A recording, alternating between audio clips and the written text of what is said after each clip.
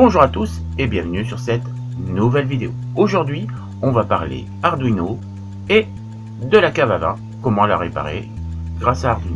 Mais avant, on n'oublie pas de s'abonner à la chaîne, d'activer la petite cloche pour recevoir les notifications de mes prochaines vidéos et bien sûr, mon petit pouce bleu qui me fait toujours plaisir. Et on voit ça tout de suite après le générique.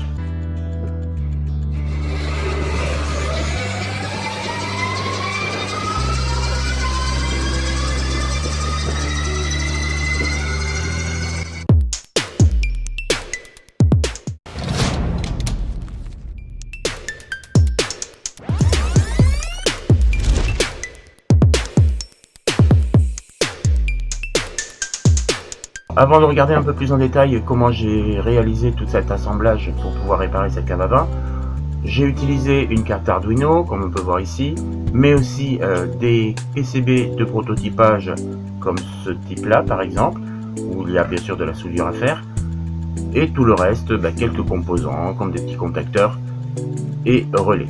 Et nous voici sur l'écran. Donc ici on peut voir un petit potentiomètre qui nous permet de régler la luminosité de l'écran, la température qui est actuellement à 15 degrés parce que je viens de le redémarrer, et dès qu'elle atteindra 10 degrés le système s'arrêtera, donc en sortie on aura un double zéro jusqu'à qu'il remonte à la température maximum et le système se redéclenchera avec un 11 obligatoirement.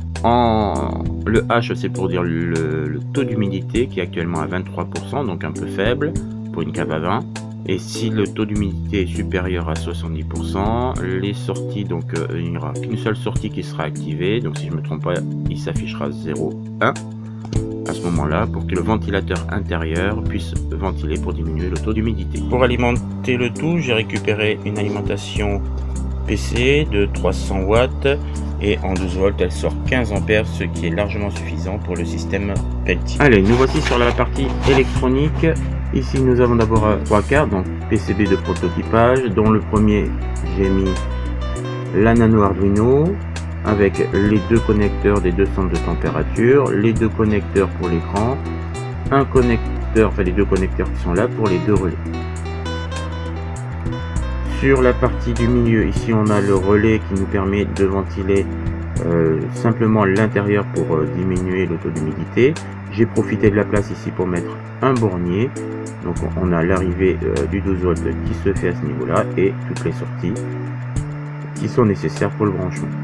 Et ici nous avons le relais qui nous permet de ventiler la partie extérieure et le système Peltier.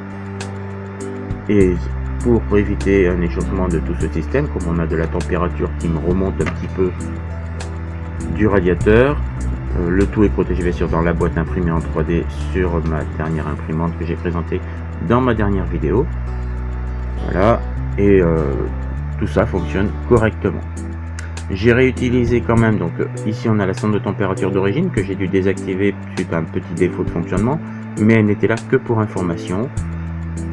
Mais j'ai quand même réutilisé pour le capteur de température intérieure et capteur d'humidité et température intérieure, j'ai réutilisé les câbles d'origine. Là à l'intérieur on peut voir le petit capteur de température et d'humidité, donc c'est une pièce assez standard qu'on trouve facilement, et bien sûr la petite rampe de LED que j'ai fait ici, pareil avec un petit support que j'ai modélisé en 3D, 3 petites vis de fixation.